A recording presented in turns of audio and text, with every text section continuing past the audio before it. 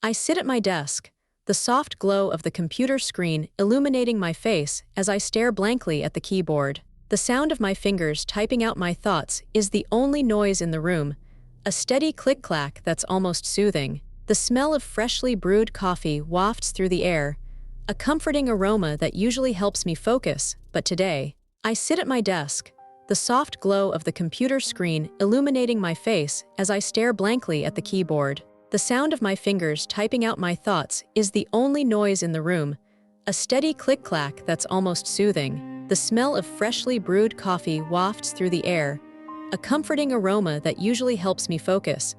But today, it's just a reminder of the mundane tasks I've been trying to distract myself from. My mind is elsewhere, consumed by the revelation that's been eating away at me for days. It started on February 5th, when my boyfriend, Ethan, walked into my home office with a calm, collected expression that made my heart sink. "I need to talk to you when you have a second," he said, his voice low and serious. I finished the sentence I was typing, my fingers moving on autopilot as my brain wondered what was wrong.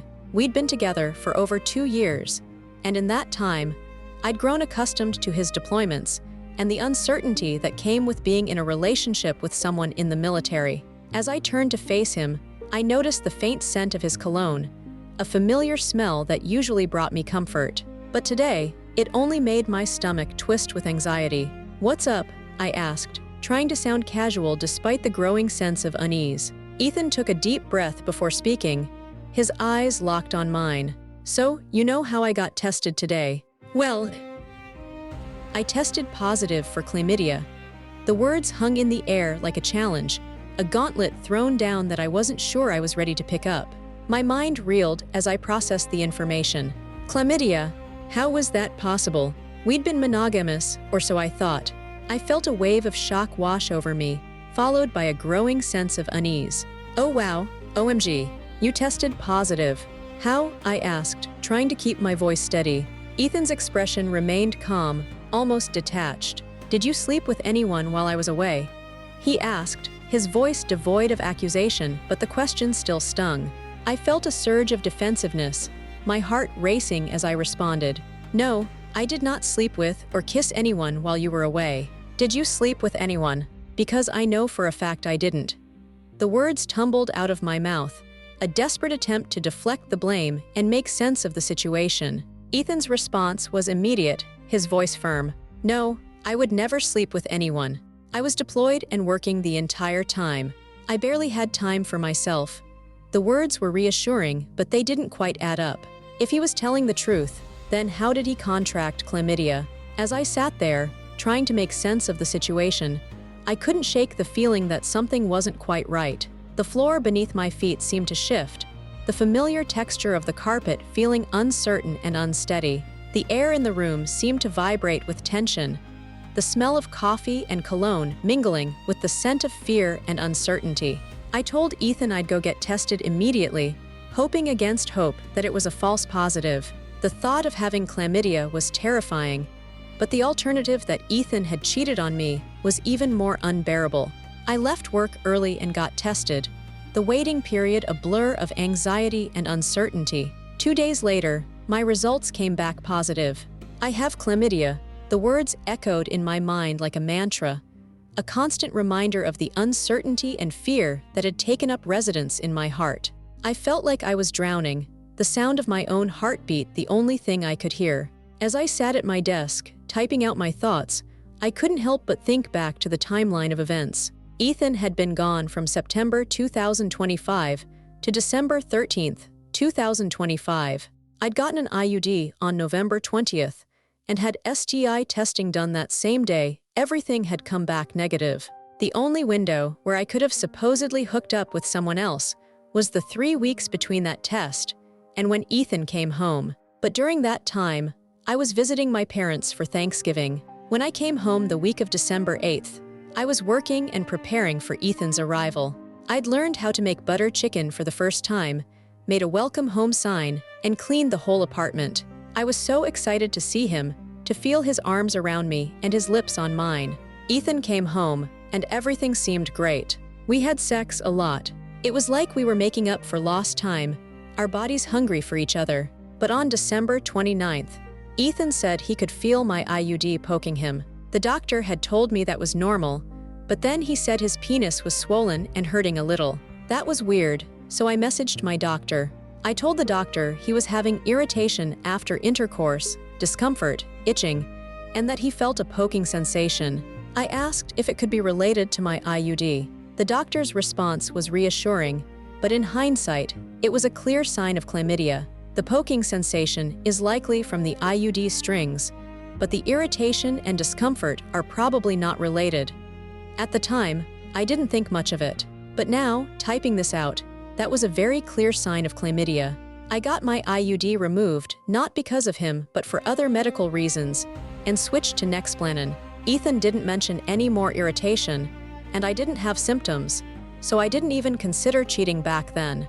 Now we're here, both of us tested positive for chlamydia, and I'm losing my mind. I've researched, talked to my doctor, and every single explanation leads back to the same conclusion: Ethan had sex with someone else. The thought is like a knife to the heart, a constant reminder of the pain and betrayal I feel. I told Ethan this, my voice shaking with emotion. Please just tell me the truth. I won't be mad. I just want honesty. The words were a desperate plea, a last-ditch effort to get him to come clean. Ethan's response was immediate, his voice firm. I'm telling you the truth. You're the only person I've had sex with in this relationship. The words were reassuring, but they didn't quite add up. The phrasing was suspicious, a careful choice of words that made me wonder if he was telling the whole truth. As I sat at my desk, typing out my thoughts, I couldn't help but feel a sense of unease. The sound of my keyboard was the only noise in the room, a steady reminder of the uncertainty and fear that had taken up residence in my heart. The smell of coffee and cologne still lingered in the air, a bittersweet reminder of the love and betrayal that had defined our relationship. Ethan left yesterday for training, and I'm home alone with all of this. The silence is oppressive, a heavy weight that presses down on me. I feel like I'm drowning, the sound of my own heartbeat the only thing I can hear. The thought of him coming back on Friday is a constant reminder of the uncertainty and fear that I feel. As I type, my fingers move on autopilot, the words flowing out of me like blood from a wound. I'm trying to make sense of it all, to find some semblance of order in the chaos that has become my life. But the truth is, I'm not sure I'll ever be able to trust Ethan again. The thought of him cheating on me is a constant reminder of the pain and betrayal I feel, a wound that may never fully heal. The sound of my keyboard is the only noise in the room, a steady reminder of the uncertainty and fear that has taken up residence in my heart. I'm not sure what the future holds, but I do know one thing: I'll never be the same again. The thought is a heavy weight, a constant reminder of the pain and betrayal I feel. As I sit at my desk, typing out my thoughts, I'm left to wonder what's next. Pause 1 as I sit on the couch, my eyes fixed on the empty space where Ethan's presence still lingers. The soft cushion beneath me seems to swallow me whole, as if trying to comfort me from the turmoil brewing inside. My fingers instinctively reach for the armrest, tracing the intricate patterns etched into the wooden frame. The texture is smooth, a gentle caress against my fingertips, but it offers little solace. As I sit here, the silence is oppressive, punctuated only by the occasional creak of the old wooden floorboards beneath my feet. The air is heavy with the scent of stale air, a reminder that I've been cooped up in this apartment for too long, trying to make sense of the chaos that's unfolded. My ears ring with the sound of my own thoughts, a cacophony of questions and doubts that refuse to quiet down. I glance around the room, taking in the familiar sights and sounds. The welcome home sign I made for Ethan still hangs on the wall, a cruel reminder of the excitement and anticipation I felt when he returned from his deployment. The kitchen, where I spent hours perfecting the recipe for butter chicken, now seems like a distant memory, a fleeting moment of happiness before the storm clouds gathered. My mind wanders back to the conversation we had when Ethan told me about his test results. I remember the calm, collected tone he used, the way he seemed almost detached from the news. It was as if he was discussing someone else's problem, not his own. I recall the feeling of unease that crept up my spine as he asked me if I had slept with anyone else, the way his hand brushed against my arm, sending a shiver down my spine. The touch of his hand on my arm still lingers in my memory, a gentle yet firm pressure that seemed to convey a sense of reassurance. But now, it feels like a betrayal, a reminder of the lies he's been telling me. I can almost feel the weight of his hand on my skin, the warmth of his fingers as they wrapped around my arm. It's a sensation that's both familiar and foreign, a reminder of the intimacy we once shared, now tainted by the suspicion of infidelity. I push myself up from the couch, my legs trembling beneath me. I need to move, to do something, anything, to distract myself from the thoughts that are consuming me. I walk over to the kitchen, my feet making soft, crunching sounds on the floor. The tile is cool beneath my feet, a welcome respite from the emotional turmoil that's been brewing inside me. As I stand at the counter, I stare blankly at the sink, my mind replaying the events of the past few weeks. I think about the STI testing I had done, the negative results that seemed to confirm my fidelity. I think about the 3 weeks between the test and Ethan's return, the time I spent visiting my parents, working, and preparing for his homecoming. I think about the excitement, the anticipation, the love we shared when he finally walked through the door. And then, I think about the signs, the subtle hints that something was off. The way Ethan seemed hesitant, unsure, when I asked him about his symptoms. The way he avoided eye contact, his gaze drifting away from mine as he spoke. The way he phrased his words, carefully crafting his sentences to avoid the truth. I feel a surge of anger, of frustration, as I realize that I've been blind to the signs. I've been so caught up in my own emotions, my own desires, that I've ignored the warning signs. I've ignored the fact that Ethan's words, his actions, have been laced with deception. I take a deep breath, trying to calm the storm that's raging inside me. I need to think clearly, to rationalize, to find a way to confront Ethan about his infidelity. I need to find a way to make him see, to make him understand, that I know the truth. As I stand there, the silence is broken by the sound of my phone buzzing on the counter. It's a text from Ethan, a simple "Hey, how are you?" That feels like a slap in the face. I hesitate, my fingers hovering over the screen, as I wonder how to respond. Do I confront him, or do I play it cool, waiting for the perfect moment to strike? I take a deep breath, my mind racing with the possibilities. I know that I need to be careful, to tread carefully, if I want to uncover the truth. I need to be strategic, to plan my next move, if I want to make Ethan see, to make him understand, that I know he's been lying to me. As I stand there, the phone still buzzing in my hand, I feel a sense of determination wash over me. I will get to the bottom of this. I will uncover the truth, no matter what it takes. I will make Ethan see, I will make him understand, that I will not be lied to, that I will not be betrayed. The sound of my own heartbeat is the only noise I can hear, a steady drumbeat that seems to be pounding out a rhythm of defiance, of determination. I will not back down, I will not give up. I will fight for the truth, I will fight for myself, no matter what it takes. Pause 1. I stand in the empty apartment, the silence deafening as I try to process the chaos that's been unfolding. The floor beneath my feet is cold and unyielding, the hardwood creaking softly as I shift my weight. I can feel the weight of my heart racing in my chest, the thud of each beat echoing through my entire body. My mind is a jumble of emotions, a tangled web of anger, betrayal, and confusion. As I pace back and forth across the room, my eyes fall on the small, insignificant details that now seem to hold so much significance. The welcome home sign I made for Ethan, the one I was so excited to show him, now hangs limp and forgotten on the wall. The smell of butter chicken, a dish I spent hours perfecting for his return, still lingers in the air, a bitter reminder of the happiness we once shared.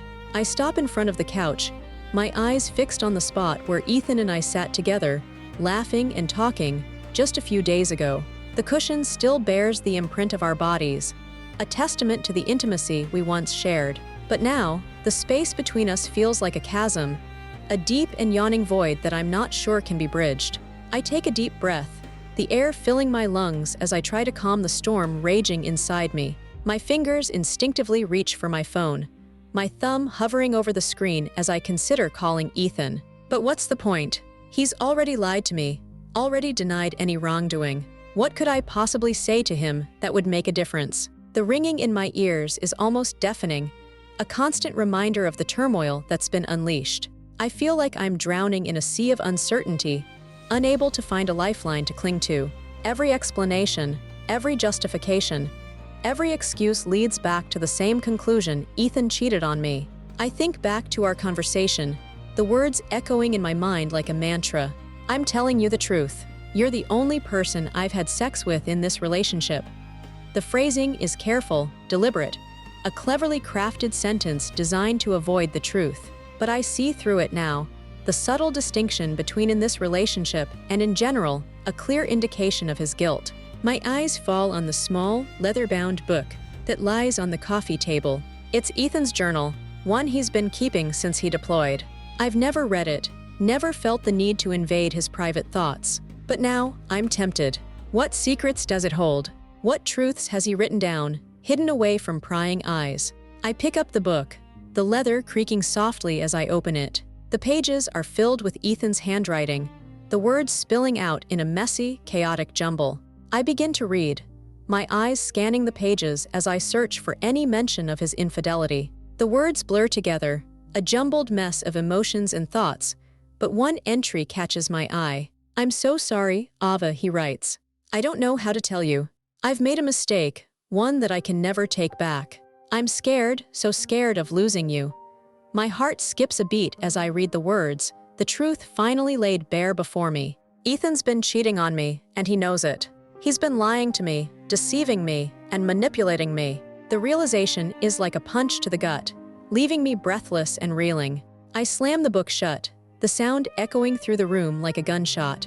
I feel a wave of anger wash over me, a fierce and burning rage that threatens to consume me. How could he do this to me? How could he betray me so utterly and completely? I take a deep breath, the air filling my lungs as I try to calm the storm raging inside me. I know what I have to do. I have to confront Ethan, to make him face the truth and admit his guilt. I'll go to the doctor with him, and I'll make sure that he knows that I know. I'll make him see that I'm not a fool, that I'm not blind to his deception. The thought sends a surge of adrenaline through my veins, a sense of determination and purpose that I haven't felt in days. I'll get to the bottom of this, no matter what it takes. I'll make Ethan face the truth, and I'll make him pay for what he's done to me. As I stand there, my heart still racing with anger and betrayal, I know that I'm ready for whatever comes, and I'm ready to face the truth, no matter how painful it may be. I'm ready to confront Ethan, to make him see that I'm not a victim, that I'm a woman who deserves respect and honesty. The silence in the room is oppressive, a heavy weight that presses down on me. But I'm not afraid. I'm not afraid of the truth or of what's to come. I'm ready to face it head on, to confront the lies and the deception that have been tearing me apart. I take a deep breath, the air filling my lungs as I steel myself for what's to come. I'll get through this, I tell myself. I'll survive, and I'll emerge stronger and wiser. The thought sends a surge of determination through me, a sense of purpose that I haven't felt in days. I'm Ava Morales, and I'm not a victim. I'm a woman who's been betrayed, but I'm not broken. I'm a woman who's been lied to, but I'm not blind. I'm a woman who's been cheated on, but I'm not defeated. And I'm ready to fight. Hello, I'm Dr. Julian Reed, a clinical psychologist with a specialization in trauma and relationships. I've been asked to analyze the situation of Ava Morales and Ethan Thompson, a complex and intriguing case that warrants a thorough examination. As I delve into the details of their story, I must emphasize that my assessment will be based on the information provided. And it's essential to note that a comprehensive understanding of their situation would require direct interaction and observation. From what I've gathered, Ava and Ethan's relationship is marked by a deep-seated emotional connection, which has been tested by the challenges they've faced. Ava, in particular, has experienced a significant amount of trauma, which has likely impacted her ability to form and maintain healthy relationships. Her past experiences have probably led to the development of coping mechanisms, some of which may be maladaptive, as a means of dealing with the emotional pain and distress associated with her trauma. Ethan, on the other hand, appears to be a supportive and caring individual who has been drawn into Ava's life and is attempting to help her navigate her emotional struggles. His involvement in Ava's life has likely created a sense of stability and security, which is essential for her healing process. However, it's crucial to recognize that Ethan's own emotional well-being may be impacted by his relationship with Ava. particularly if he's not equipped to manage the emotional demands of being in a relationship with someone who has experienced significant trauma. As I analyze their situation, I'm struck by the complexity of their emotional dynamics. Ava's trauma has likely created a sense of hypervigilance, making her more prone to anxiety and stress in her daily life. Her relationship with Ethan may be both a source of comfort and a trigger for her past experiences. Ethan, in turn, may be struggling to balance his desire to support Ava with his own emotional needs, which could lead to feelings of burnout and resentment if not managed properly. One of the primary concerns in their relationship is the potential for Ava's trauma to be triggered by various stimuli, which could lead to emotional dysregulation and impulsive behaviors. Ethan's response to these situations will be critical in determining the trajectory of their relationship. If he's able to provide a sense of safety and support, while also maintaining his own emotional boundaries, their relationship may be able to withstand the challenges they face. However, if Ethan becomes overwhelmed or feels helpless in the face of Ava's emotional struggles, it could create a sense of distance and disconnection, potentially exacerbating Ava's feelings of isolation and despair. In terms of therapeutic interventions, I would recommend a trauma-informed approach, which acknowledges the impact of Ava's past experiences on her current emotional state. This could involve techniques such as cognitive behavioral therapy (CBT), eye movement desensitization and reprocessing (EMDR), or trauma-focused psychodynamic therapy. Additionally, couples therapy could be beneficial in helping Ava and Ethan develop healthier communication patterns, emotional regulation strategies, and conflict resolution skills. It's essential to recognize that the healing process will be unique to Ava and Ethan, and it will require a commitment to ongoing therapy and self-reflection.